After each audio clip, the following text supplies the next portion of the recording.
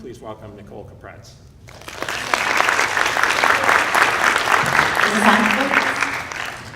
I don't know if I need it, but I'll just use it. So I'm super happy to be here today. Welcome. Happy to tell you about our story in San Diego and how we're hoping we can sort of use our success and replicate it in Orange County and other regions as well. But I have a personal interest in Orange County because I grew up here. I grew up in Corona del Mar, went to Corona del Mar High School. So for me to come into Orange County when I probably thought I would never see the day that Orange County would potentially take climate action seriously, it's pretty exciting to see that that's actually going to happen. And of course, I'll get into it. I mean, we in California are obviously kind of leaders nationally and internationally on climate law, which is also kind of pushing cities in the right direction. But I think one of the most important points to take away from everything that I say today is that almost everybody internationally, if you talk to President Obama, would say that cities are the hubs of innovation and experimentation. And that's where we're gonna find the solutions so we can identify the best practices that, again, can be replicated everywhere else. So I want you to be inspired, because even though it's this massive global crisis that we're confronting, and it's hard to believe that any of us can really move the needle or make a difference, the truth is that in California, thanks to kind of the leadership of our governor and as well as our elected officials at the state level and a lot of local elected leadership as well, that we are actually like creating the model, like showing how it's done and how others, not only states, but other nations can benefit from our success and hopefully replicate it. So a little bit more about my story and how the City of San Diego Climate Plan came to be, because it didn't just happen like in a straight line and it didn't happen overnight. It actually was a 5-year intense process that started actually when we were going through the, God, I can't remember now, when our, quote, recession started, when Obama was in office and he put out the American Recovery Act and he gave a lot of cities funding for energy efficiency implementation, and one of his categories for funding was to allow cities to develop climate action plans. I was working for a nonprofit environmental organization at the time, and I took note that, hey, the city had this opportunity to develop its own climate action plan, and persuaded our mayor and our elected officials to take advantage of this funding, and they did, and then the council and mayor appointed me as chair of a citizens advisory group to move forward on developing this climate plan. So we not only, we had this citizens advisory committee, but we also had staff commitment, and then we hired technical consultants, and we moved forward, and we were like gung-ho and excited. We thought we were gonna be leaders in the space, and we developed a plan, and we submitted it to the mayor's office, and it died. I mean, basically, we submitted a plan that had very specific, enforceable, and measurable strategies for reducing the city's carbon footprint.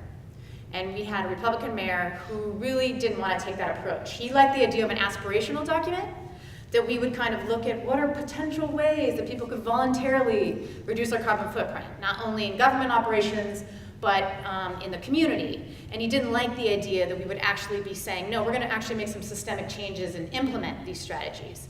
So there was just this disconnect. And unfortunately, in the city of San Diego, we have we're the 8th largest city in the country. We have a strong mayor form of government. So the mayor has a lot of power. And if the mayor says no, then it pretty much stops. The council can, say they don't agree or they want to fight back, and a few of them did. But at the end of the day, the mayor has sway over every single staff member in the city of San Diego. And thus, the plan died.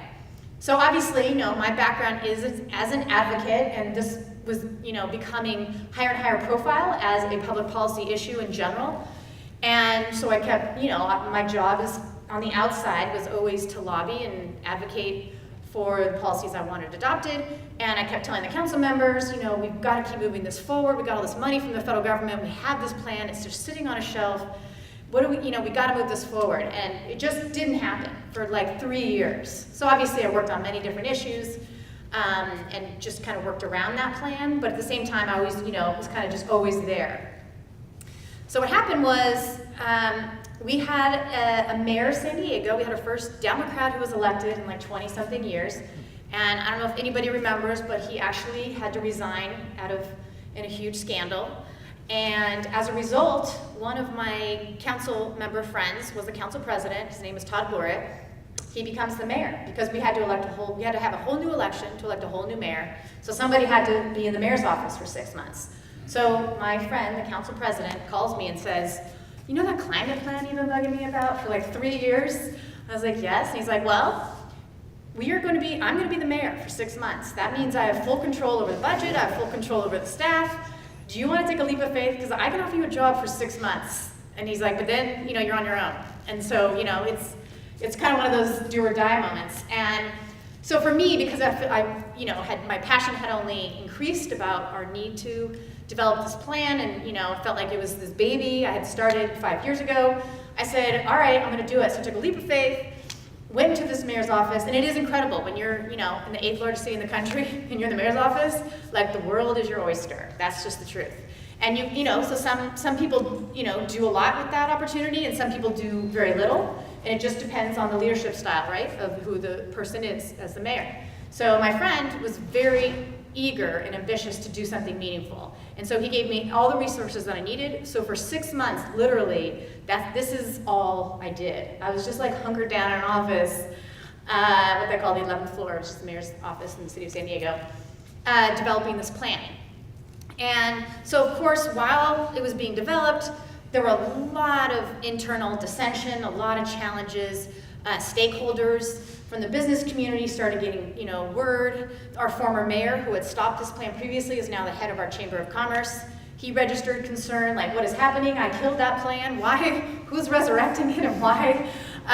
What's going on here? We had our utility, San Diego Gas and Electric, call my friend, because he was the mayor, and say, what are you doing? This plan is dormant, just the way we like it. So there was just, we started moving in the right direction, and then all the political pushback started happening. But luckily my friend, again, he was the mayor, stood firm, and he's like, no, this is the right thing. I also believe this is the legal responsibility, and I'll get into that, because I actually think it's now the legal responsibility of most cities in the state. So it's not a question of, well, maybe we should do it, or maybe we could do it, maybe we won't. It's actually a legal requirement. I'm actually now working in 9 different cities. In the city of San Diego, we have less than Orange County, but we have 18 cities. So I now have what I call my template letter to cities to kindly let them know actually the law requires them to move forward with a binding climate action plan. But back to the story, so we had, our city attorney's office was like, what are you doing? Let's just, again, have an aspirational document. We don't have to move on climate. But there was a lot of climate law coming down from the Supreme Court of California saying actually you do. So it's just a lot of different pressures. We were kind of just at this key moment where everything was percolating at just the right time. And we adopted it. I mean, I shouldn't say that. I should say we left it behind for the next mayor, who was a Republican. So we now have, and he's current mayor, he's a Republican. And we presented it to him and said, this is up to you at this point. Obviously, we're leaving office. We had our 6 months. We had our shot. We believe it's a legally binding document. We believe, again, the law requires the city to have an enforceable, measurable climate action plan. So he took about 4 months with his new staff and, obviously met with the same stakeholders that we had met with, and called me up one day, because I've been, by the way, just so people know, I've been in politics in San Diego for, like Roger said, about 20 years. So I'm pretty familiar face, and I'm very, I have pretty established relationships with mostly elected officials at this point, which is an advantage, by the way. That's, without saying, that's a huge advantage for me. And he called me up and he said, well, I have good news. We're adopting your plan, like 98% of your plan.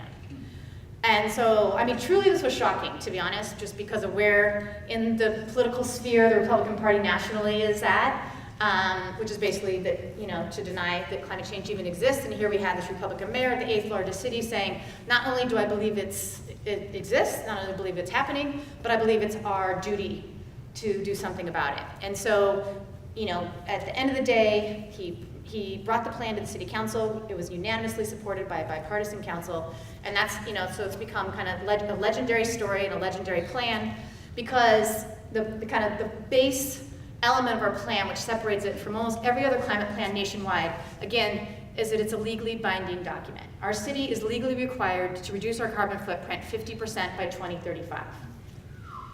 And I'll get into kind of the strategies we're going to use to get there.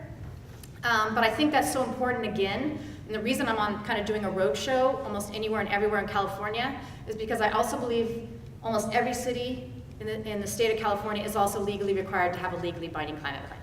And I'm just getting started in terms of my template letters explaining the law and why that's the case. So with that being said, so you're probably thinking, oh yeah, so after my 6 months in the mayor's office, we had this plan. So what I knew, in of course, being in politics so long and hearing the feedback from all the different stakeholders and the concerns, the challenges, the opportunities, was that I needed to do a lot more education and outreach in the community with all of these stakeholders. Again, having been in the political world for 20 years, I knew everybody. So I did a roadshow in the city of San Diego. And I obviously started building a coalition of many different stakeholders around why this climate plan was so important and hopefully why they want to support it. And the key stakeholder that I went after were the community planning groups. In the city of San Diego, we have 52 planning areas, so 52 kind of neighborhoods that are officially recognized by the city of San Diego. They have their own elected neighborhood councils. And to me, they're sort of the rock, the foundation of the entire city. And if we didn't have the support of the community, then our elected officials were not going to feel the confidence or the cover to move forward with such an ambitious climate plan. So I did 75 presentations to all 52 neighborhood councils, along with I have some staffers as well. And we basically, at the end of the day, they meet monthly as all the chairs of these neighborhood councils meet. And after doing all these presentations, doing a lot of one-on-one meetings, et cetera, we had a lot of media coverage because there was a lot of interest in what was happening, because people understood how groundbreaking this plan would be and how it would change everything about how the city of San Diego would grow and develop in the future. So you're talking every single developer in town was suddenly aware, every single transportation consultant was suddenly aware, every single energy provider was suddenly aware, oh my God, this is a game-changing document, I need to know about, I need to get involved. So it was just higher and higher profile. But I knew the bedrock of support needed to come from the community. And so I'm pleased to say that after doing all that education and outreach, explaining to the community why it was so important for protecting our children's future, for increasing their quality of life, public health, economic development, there's just so many wins out of moving this climate plan forward that all the chairs of the 52 planning groups voted in favor of the climate plan. And it was kind of one of those key moments that even our mayor talks about today, that he knew then that he had the support. Because all these, by the way, and I'm sure it's true in many cities, I'm sure in Irvine too, that the electeds, there's always leaders in the neighborhood who are kind of representative and have their finger on the pulse of what their neighbors are thinking. There are just certain people who are just kind of always going to be kind of at the forefront of what's going on. And so the elected officials, I've worked for 3 different elected officials now, always pay attention to what those community leaders say. They have a very important role. And everyone thinks, oh, it's always the Chamber of Commerce, oh, it's always the utility, or it's always the gas company. No, I mean, these have, again, having worked for 3 different elected officials, these community leaders have the ears and have just as much power and influence over elected officials as anybody else, because they're the voters. And so when they supported it, it just was like, there was just a lot of things that started coming together in the right way. And so again, that's how we got this Republican mayor to support it and our bipartisan unanimous support with the city council in December of 2015. So we got this plan passed, and now my organization, we call it a watchdog organization, but it's about implementation, which is really hard, by the way. You're talking about going into, a fully developed urban landscape and saying, we're going to be retrofitting your community. We're going to add density into what is traditionally a suburban community that is car-centric. And suddenly we're saying, well, no, we actually need to make, we need to design for people, not cars. It's a hard sell, because you're talking change, human nature, resist change. And so now I also continue to do presentations in these neighborhoods, and we're focused on the urban core, obviously. It's a little different because for sure Irvine is, from what I can tell, 100% sprawl. Sprawl, that's probably a negative word, but suburban kind of, you guys don't necessarily have an urban core in the same way in the city of San Diego, we have a downtown. And we have kind of these circles around downtown that are known as part of the mid-city area, which is close to downtown. And so those are the communities that are the older, more traditional communities that are kind of easier to establish the idea of building more density, compact mixed-use development paired with protected bike lanes, paired with frequent public transit. That's kind of where the city of San Diego is starting to try to think about that different growth and development model. And frankly, and now it's kind of bleeding into our county of San Diego, which is also trying to prevent as much as possible kind of any development that requires people to drive like 30 to 45 minutes back and forth every day. Because work commute is actually the biggest driver of carbon emissions in the city of San Diego, and probably true for most cities in Orange County as well.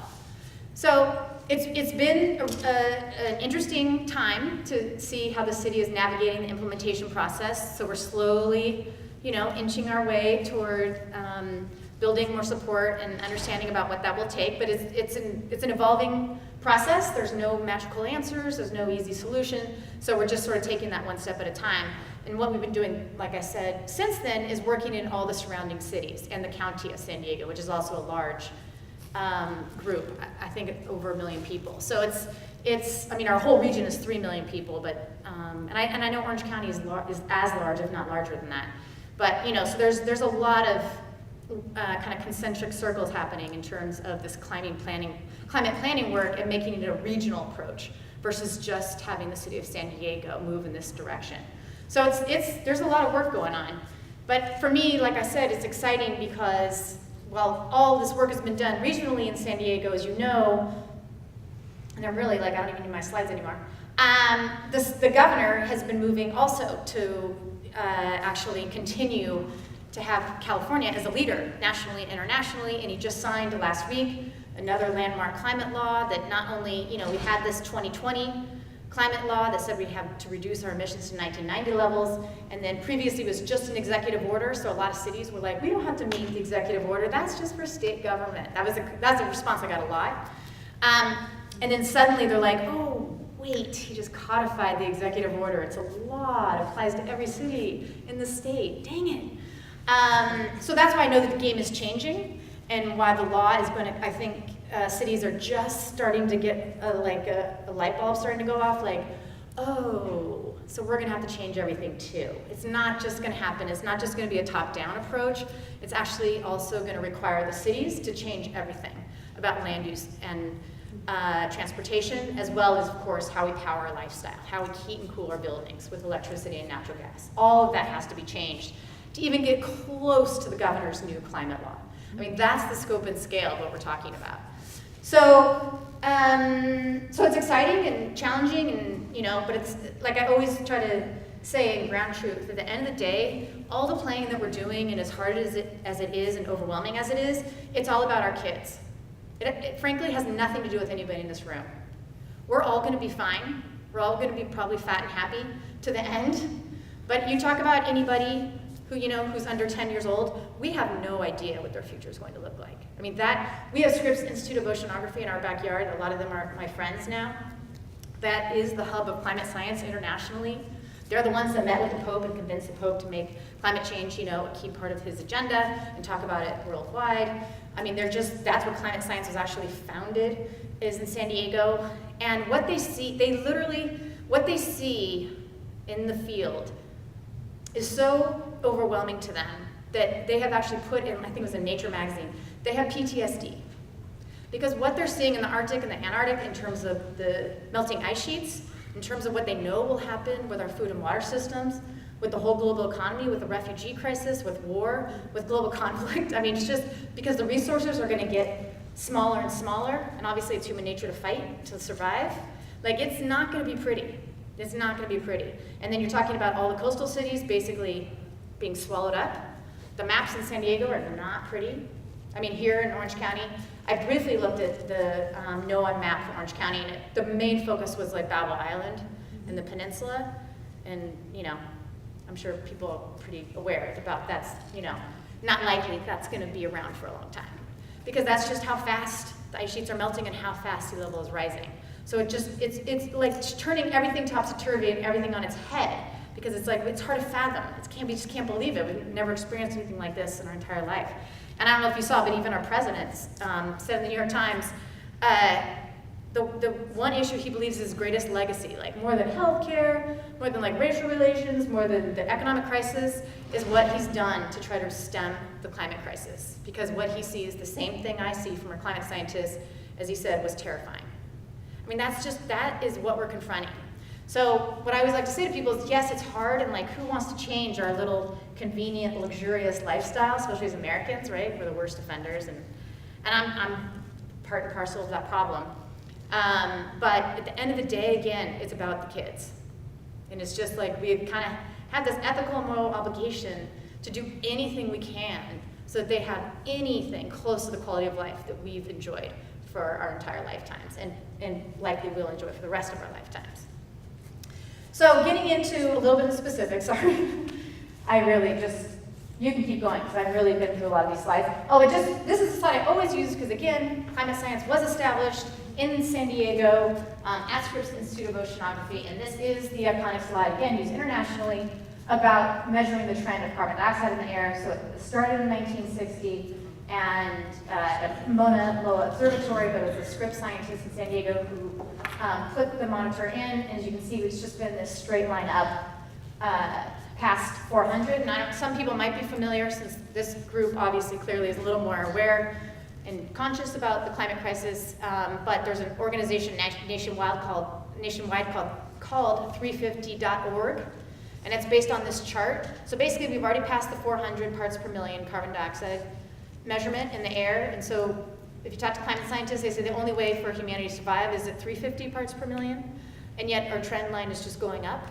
And so, their whole point is we have to steeply reduce our carbon footprint. Like, we have to change everything, basically. Next slide.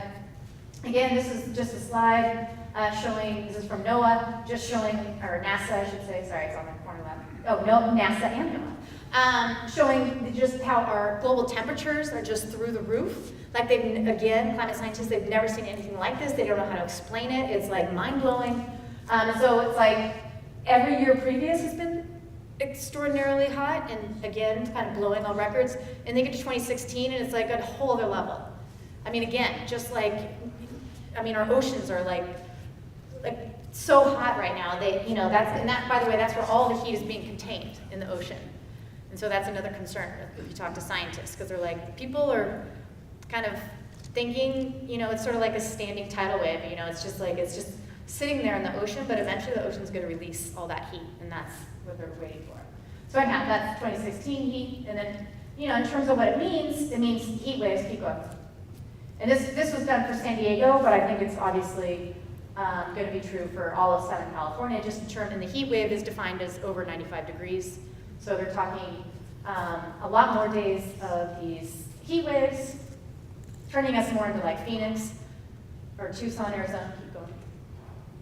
And that means, of course, an impact on public health, so more respiratory illnesses, increasing cardiovascular admissions to the hospital, keep going. And this, obviously, our water supply. Again, this is the global crisis, water. As everybody says, right, every war now is fought over oil. In the future, everyone knows every war is going to be fought over water.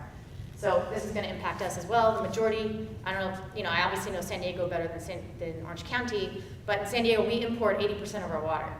So we're completely dependent on Northern California and the Colorado River, which is, all of these water resources are drying up over time, and that's the trend line. It's not, it's not every year, but it's the trend line.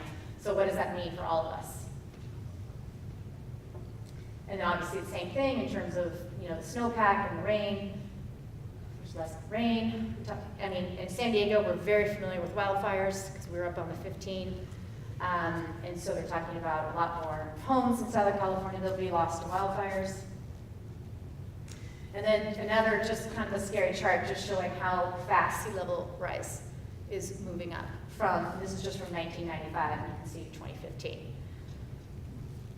And this is the only, again, like I said, Battle Island is clearly going to be probably the first community on the front lines of sea level rise and struggling to survive. So where's the pollution coming from? Again, this is not rocket science. We all know we burn oil and gas when we drive our car. So it's really just the way we're moving people around. Unfortunately, that's causing so much of this pollution. And also how we're powering our lifestyle, how we are heating and cooling our buildings. Unfortunately, the majority is still dirty fuels. So how do we protect the people and places we love? And that's where you get to the climate plan. Keep going, sorry. So this is just the City of San Diego plan. Again, so I think most people here do know the climate plan is basically, we describe it as a roadmap of how we're going to reduce carbon footprints for a certain prescribed jurisdiction, usually a city or a county. But sometimes water districts will do climate plans as well, or even a corporation can do one. What's universal about all of them is they all conform to state law and regulations. And what's unique about them, although this is going to change now the governor just signed the new law, but what's unique about them is those that are required when a city or a county or any local government updates their general plan. So a general plan is basically a long-term roadmap for growth and development of an area. So when you talk about growth and development, you talk about increasing carbon emissions. So what our iconic California Environmental Quality Act says is you have to mitigate. You have to account for, those increases, and you have to reduce them consistent with what the state law requires. So in the past, cities were kind of glib about it. Like, well, that's just AB 2020, AB 32, which was about 2020 levels. That's pretty easy to do. Most of the state laws will cover that. We don't have to do a lot locally. But now the governor, again, just signed into law SB 32, which goes to 2030. It requires a 40% reduction from 1990 levels, which means the graph is like, ee. It changes everything for cities, because suddenly now these climate plans have to hit that target. And that's a whole new ball of wax. And that's what the city of San Diego, what we did. This, there's different opinions about whether we were legally required. We already designed our climate plan to hit the executive order for 2030, and we designed our plan to actually go to 2050. That's not legally binding, but our climate plan does go to 2035. It was just a midway point between 2020 and 2050. But now what you're going to see in any new climate plan that moves forward, for any city that is currently updating their general plan, they will be required to do a climate action plan, period.